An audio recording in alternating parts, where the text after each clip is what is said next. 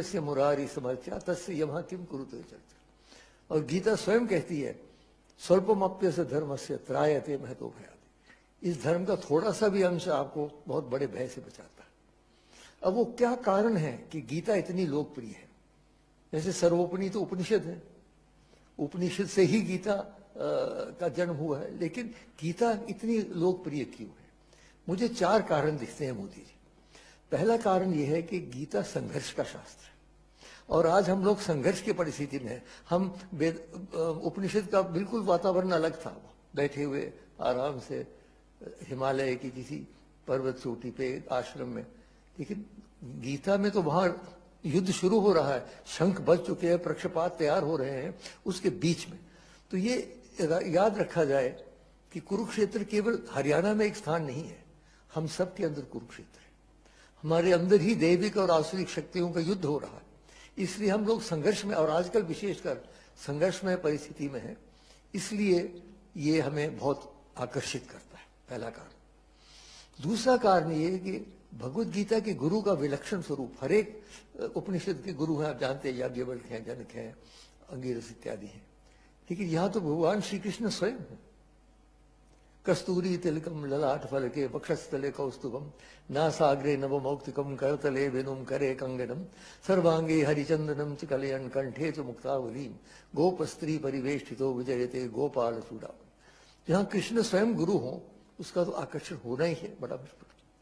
तीसरी बात मोदी जी, जो गीता में गुरु और शिष्य का एक अद्भुत संबंध है वो मैंने और कहीं नहीं देखा। जब विराट स्वरूप दर्शन हो जाता है, अर्जुन प्रणाम करते हैं, तस्मात् प्रणम्य प्रणिधाय कायम प्रसादयाम, तो हम ईश मीड, मैं साष्टांग करता हूँ। किस प्रकार का व्यवहार मांगते हैं? पितेव पुत्रस्य सखेव सख्यु प्रिया प्रिया। देखिए कैसी अद्भुत बात है, पिता पुत्र का प्यार, सखा मित्र का प्यार और प्रिय प्रियतम का प्यार, तीनों का सम्मिश्रण जो है वो संबंध है कृष्ण और अर्जुन का। ये और किसी शास्त्र में हमने ऐसा नहीं देखा। ये भी एक कारण है कि हृदय स्पर्श करती है हमें, क्योंकि वो कहीं ऊपर से ऑर्डर नहीं दे रहे हैं, हमारे साथ बैठे, हमारे साथ रथ में बैठे हैं मित्र की रूप से। और चौथी बात यह है सार्वजनिक व्यवहारिकता। गीता किसी एक वर्ग, किसी एक वर्ण, किसी एक धर्म, किसी एक देश तक सीमित नहीं। ईश्वर सर्वभूतानां हृदयेषु तिष्ठति, हर एक प्राणी के अंदर भगवान का निवास है। ये हमारे वेदांत का मंत्र है, ऋग्वेद का बहुत हमारे संस्कृति का मूल मंत्र है। एकम सत विप्रहा बहुधा वदंती, सताई एक है, उसे कहने के अलग अलग मार्ग है। इसलिए गीता में हर एक जगह, इस सारी दुनिया में जब जाता हूं मैं, तो गीता जो लोग, केवल हिंदू नहीं दूसरे धर्म के लोग भी गीता को पढ़ते हैं बड़े रुचि से। ये 4 कारण मैं मानता हूं मोदी कि गीता इतनी लोकप्रिय है। अब गीता का संदेश क्या है, उसमें भी 4 मुद्दे संक्षेप में रखता हूं। पहला तो वो कर्मों की हमें व्याख्या करता है। गहनो कर्मणो गति, कर्मों की गति बड़ी कठिन है, हर एक के सामने कठिन है। आपको कितने निर्णय करने पड़ते हैं। अब प्रधानमंत्री हो कि साधारण व्यक्ति हो, अपने जीवन में रोज कोई ना कोई नया हमें करना पड़ता है निर्णय। तो निर्णय का उन्होंने डूज और डोंट नहीं किया, जैसे कुछ लोगों ने कहा ये करो ये नहीं करो, नहीं। उन्होंने एक आंतरिक मंत्र दे दिया। क्या कहा उन्होंने?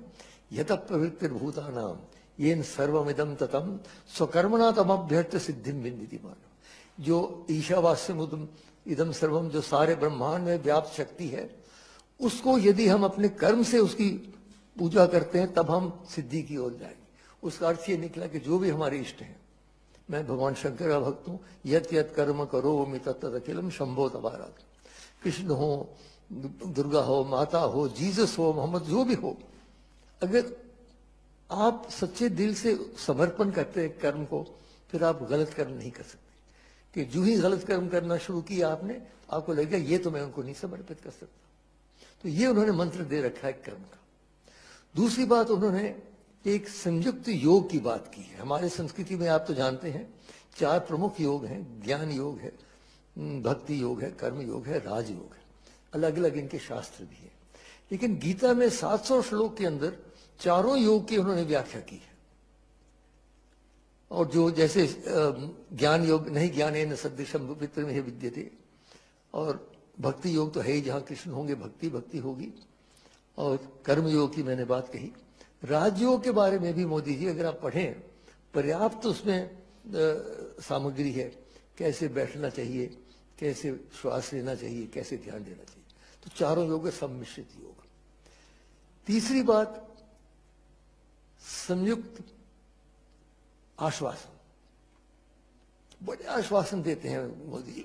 यदा यदा हि धर्मस्य ग्लानिर्भवति भारत अभ्युत्थानाम धर्मस्य तदात्मानं सृजाम्यहं परित्राणाय साधूनां विनाशाय च दुष्कृतां धर्म संस्थापनार्थाय संभवामि युगे। और कौन्तेय प्रतिजानीहि न मे भक्त प्रणश्यति। लेकिन अब मैं एक नई बात कहूंगा। वो जो आश्वासन आप अगर आश्वासन देते हैं कोई लोकसभा में, तो 1 साल के बाद लोग कहेंगे प्रधानमंत्री आपने आश्वासन दिया था, पूरा कीजिए। तो श्री कृष्ण को ऐसे ही जाने थे, बांसुरी बजाते बजाते आश्वासन दे के निकल जाए। बांधना है उनको कैसे बांध सकते हैं? भक्ति से ही बांध सकते हैं, और तो कोई तरीका है नहीं। और एक और बात मैं कहूं मोदी जी, शायद पहली बार आपने सुना हो, अगर हमें भगवान की आवश्यकता है तो भगवान को भी हमारी आवश्यकता है, याद रखिए। मानव की सहयोग के बिना भगवान का कार्य पूरा नहीं होता। नहीं तो सुदर्शन चक्र था, चला लेते, युद्ध खत्म कर लेते। नहीं, क्यों अर्जुन के पीछे पड़ रहे? खड़े हो जाओ, निमित्त मात्र, मैंने सबको मार रखा है, खड़े हो जाओ। खड़े क्यों? क्योंकि हमारे सहयोग के बिना उनका कार्य पूरा नहीं। श्री राम ने भी जब चढ़ाई करनी थी श्रीलंका पर, तो अयोध्या से कोई नहीं आया। वहां के जो वनवासी है, और बहुत प्रगतिशील वनवासी है, ये दुर्भाग्य है कि हमारे उत्तर भारत के कवियों ने उनको वानर कह दिया, तो लोग समझते हैं वानर है। वानर नहीं है, बहुत ही प्रगतिशील। उनके देखिए कितनी बड़ी राजधानियां थी। तो इसलिए वो सब इकट्ठे किए, वो सेना बनी, तब जाके उनका कार्य पूरा हुआ। तो इसलिए हमें भगवान को बांधना है। जो आश्वासन ने किए कि नहीं तो ये ना हो जाए कहीं मोदी जी कि हमने माना कि तगाफुल न करोगे लेकिन खाक हो जाएंगे हम तुमको खबर होने तक। वो आश्वासन देके जो चले गए बांसुरी बजाते बजाते, तो हम सब यहीं रह गए। और चौथी और अंतिम बात मैं कह रहा हूं, संयुक्त समर्पण। अंत में जब सारी गीता समाप्त हो जाती है, गीता तो प्रश्नोत्तरी है, आप जानते हैं, उपनिषद भी प्रश्नोत्तरी, हमारी संस्कृति ही प्रश्नोत्तरी की संस्कृति है। तो गीता में जो अंत में सब समाप्त हो जाता है, तो भगवान एक अपना श्लोक बोलते हैं। क्या कहते हैं? सर्व धर्मान परित्यज्य माम एकम शरणम व्रज अहम त्वा सर्व पापेभ्यो मोक्षयिष्यामि। सब धर्म के धार्यते इति धर्म, जो धारण करता है। कुछ तो समझते हैं कि उनका धन धारण करेगा, कुछ समझते हैं उनकी विद्या धारण करेगी, कोई समझते हैं उनकी सत्ता धारण, अंततो गत्वा दैविक शक्ति ही धारण कर सकती है। इसलिए वो कहते हैं सब धर्म को छोड़ो, मां शुच। आखिरी जो 2 शब्द है देखिए गीता के, मां शुच, डरो नहीं। जैसे एक अंधेरे कमरे में बच्चा चल रहा हो तो मां पीछे कहते डरो नहीं बेटा, मैं पीछे। तो कृष्ण कह रहे हैं मैं हूं ना। इसलिए अंत में मैं श्री कृष्ण के प्रति ही एक श्लोक अर्पित करता हूं, जिसमें हम कह रहे हैं, उनको प्रार्थना कर रहे हैं कि हे भगवान, आप कृपा करके आज ही हमारी चेतना को अपने कृपा में ले लीजिए। अंतिम समय जब आएगा, न जाने बोल पाएंगे, कहाँ होंगे, आईसीयू में होंगे, कहाँ होंगे, इसलिए विलंब न करें। कृष्णत्वदीय पद पंकज पंजरांते अद्येव में विशितु मानस राजहंस प्राण प्रयाण समये कफवाति पित्तैः कंठावरोधन विधौ स्मरणं कुतस्ते। इन शब्दों के साथ मैं पुनः आपका धन्यवाद करते हुए प्रार्थना करता हूं कि आप कार्यक्रम को